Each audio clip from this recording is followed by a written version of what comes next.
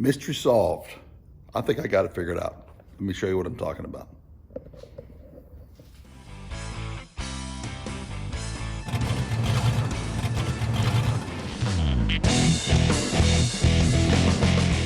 Welcome back to a late night edition of Muscle Car Madness Garage. So what I'm doing here tonight is I am going to put these on.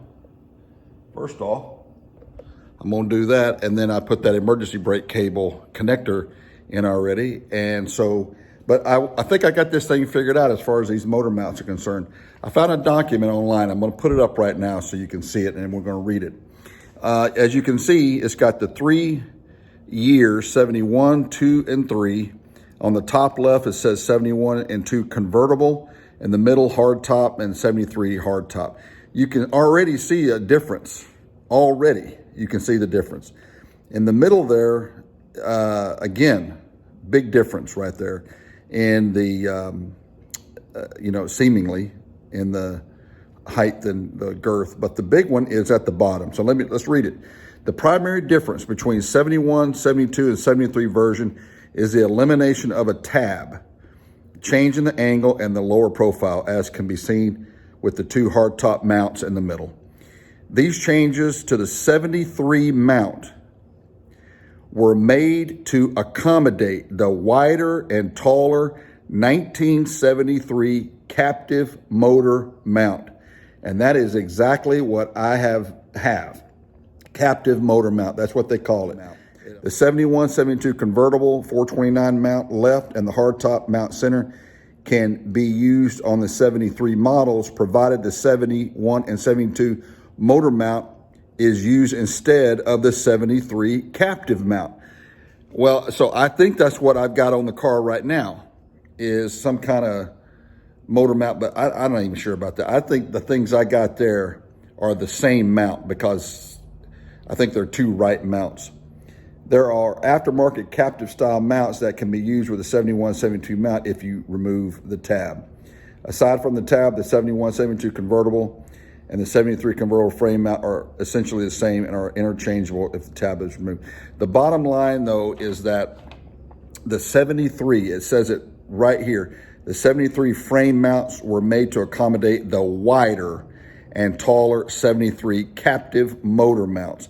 And that's what those are. Say, well, I thought we had a 72 Mustang here. And the answer is, well, this one is a 72. But if you remember, now, I'm going to take you back in time. Some of you may not have been with me at the beginning. When I went to get that white Mach 1, I could not identify the numbers on the engine. You just can't do it on these Mach 1, on these motors, you can't do it. The engine, the code is on the back of the head there. This thing was so filthy and grimy, I mean, forget it. Now, there was that top of the dash, it was there and it was on the title, but, I couldn't see anything, and it looked like the same thing. I mean, it looked the same. So for like a couple of months, I was trying to figure this thing out.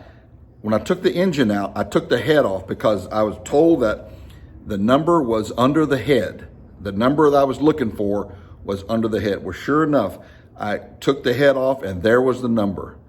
And the number was identified as a 1973, I think it's a Q code Cobra Jet. 73 Cobra Jet is what the code underneath the head said. Well, then I knew I was SOL. This was not an R code. The transmission was a numbers matching, but the R code motor was long gone. The detuned Bosch motor was long gone. And so then I found out that the guy that died that was selling his cars, he had another one somewhere else, another Mustang squirreled off somewhere. And no doubt he took that R code and put it in the other car. And he dropped this 73 in there. And if he did that, if that's what happened, then he took those motor mounts with him. And then he put the frame mounts on the white car, and that's why they fit. So that's what I think happened. Now, Mark and Pedro have given me some good information, and I ordered a 73 motor mount off of eBay. I'll be here in a few days. If that's it, probably Mark, I'll be getting back in touch with you. But anyway, so that's going to delay the engine for now. And rightly so, because if the engine had dropped in, it'd have been wrong, and you know, it would have been a disaster. So tonight I'm gonna put these tie rods on, and then tomorrow, you know, I'm going to look at that yellow car. So we'll see how that goes. You'll be with me. I got my trailer out front, and I'll let you know how that goes on next week. So let's get cracking on this tonight. So here is the thing that we had been waiting on. That's all it is. Is that right there? So that's just a matter of getting that adjusted. And I think it goes up in here as well. So these tie rods, I'm gonna pop these out here, and that's gonna make this thing look a lot cleaner. You know what I mean? So 1, 2, and 3 out, obviously, 1, 2, and 3. And then I'll make a decision. Maybe I might even do those as well. You know, that thing right there. I may do those as well. I don't know. Maybe not. But these are definitely gone tonight. All right. So that's what I'm gonna do right now. Boom. There it is. A couple hours of labor. Yeah, boy, that looks a lot better, doesn't it? Yep. And interestingly, it has revealed some stuff that I need to continue to work on. Like up in here, this was all real dirty, and I was able to scrub all that down. I'll put some paint on that. And under here as well. Yeah, that's where some of that fluid from the brakes came in. So this all needs to be cleaned up and painted. And I think it's all been scraped up now for the most part. Yeah, a couple of pieces in there. Yeah, there we go. But now the tires or the rims all out of alignment, of course. But, you know, that's just an easy fix, take it down to an alignment shop or something like that. So anyway, that's that, y'all. Now, as far as that cable is concerned, I got the emergency brake. We gotta fix, you know, is currently pushed in on the inside. So once that releases, then we'll have enough slack to do this. But yeah, late night session here at Muscle Car Madness Garage. I was so glad to get this information about these motor mounts, and I hope that the one that's being shipped in is going to be the right one. I got a feeling it is, and when that is, we're going to take a couple of more steps towards fixing these brake lines. I tried to do something tonight to get them more level, you know, and didn't have any luck at all. I want to get them tighter so they look better. You know what I'm saying? I want them where they're a little bit more uniform. So I screwed all this up tonight. But anyway, whatever. Like I said, I will head to the auction now in the morning on Saturday. And this time tomorrow, I'll know whether or not I own a new Corvette. If I do, I'll let y'all know something, I don't know, Monday or Tuesday. But I'll be sure and subscribe, like, share, and comment. And Mark and Pedro, I'll be in touch with y'all soon. We'll see you next time on Muscle Car Madness Garage. So Jeff's gonna show you about this mechanism, how this parking brake works. All right, of course, you know, here's your brake pedal right here. And here's your latch. When you push it down, it loosens it. We were having issues with not getting this to work, but you know, I used one of our #1 tools, WD-40, and sprayed it down and loosened all this up.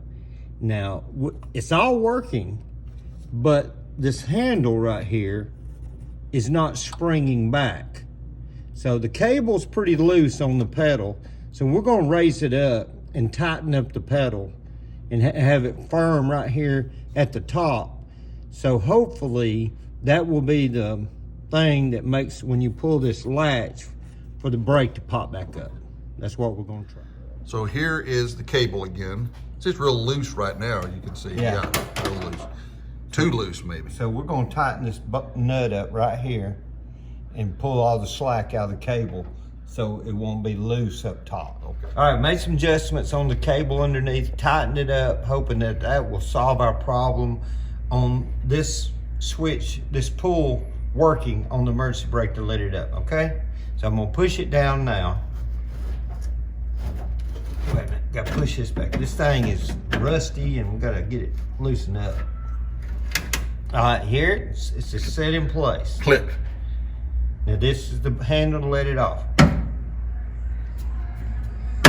Boom. There it is. Working. Just gotta loosen it up some. Yeah, it was all just real rusty underneath. Still is a little bit. Yeah, we gotta work with it some more. But it's working. We'll get it, you know, loosened up with some WD-40. Yeah, it hadn't worked in many years. Now it's working. Yeah, okay. it's been sitting out in the field, Yeah. getting rusty, and now we're just having to loosen it up. Yeah. All right. Excellent. Get on in there, cowboy. All right, we're gonna take this baby for a spin. Got the new seats and new wind Yeah, seats. we got the interiors installed. Yeah. You guys didn't know this. Woo! We took off the horn. Horn won't work. We just took it off. Yeah. We're ready. Got that parking brake working. Parking brake working. Now we're gonna get the real brakes working. Let's see. Yeah. All right, so I'm down here on pump detail. There's the little valve that open. Jeff will pump it, we'll close it. So that's what we're gonna do. Okay, got plenty of pedal now. All the leaks are apparently stopped. Got brake fluid all over the place. But now we got a pedal, everything's working fine. Now we're just moving on to, it's called a horn blow rim. And apparently there's this thing here goes underneath the steering wheel somehow. And if the steering wheel is not working right, they said that many times it's this thing right here. So we're just... This one's been in here since 1972. Yep. It's been here a long time, not anymore. So this will be here tomorrow. This is called a horn blow rim. I have no idea what this is all about, but I just know it's old. You can see the corrosion there. Hand me the wire brush. And now it's finished. We'll be here. Put it right back in tomorrow, hopefully. Well, we're at a little bit of a standstill now, so we decided to go ahead and do some real detail work. We got 2 new pieces of weather stripping that can go on these. I'm gonna clean these up. It's straight out of the white car. Look at that. Look how dirty that is. And this one is as bad, if not worse. So do the front. That piece of metal that came off. Yeah, let me show you this, the strip that came off this thing. And Jeff is doing a piece that goes on the 4-speed, which is the thing that turns the backup light on. Let me show you the thing that came off. This was that Mach 1 that I bought.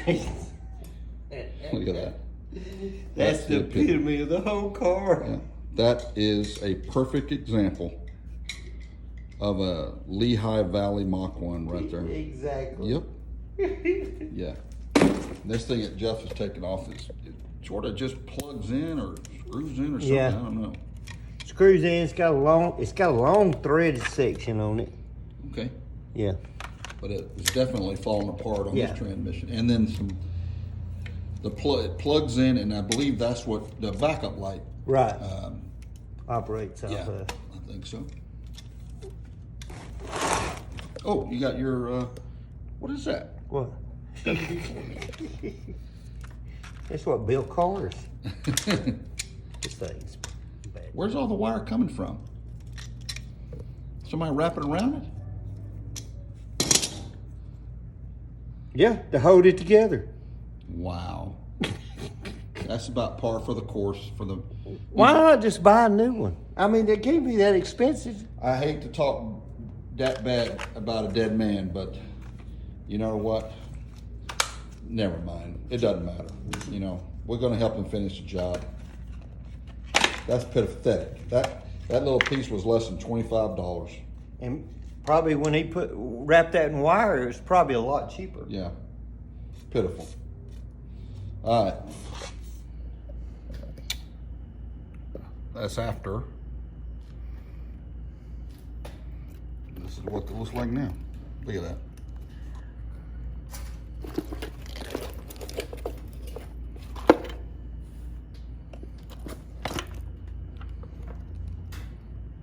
That's clean as it's gonna get.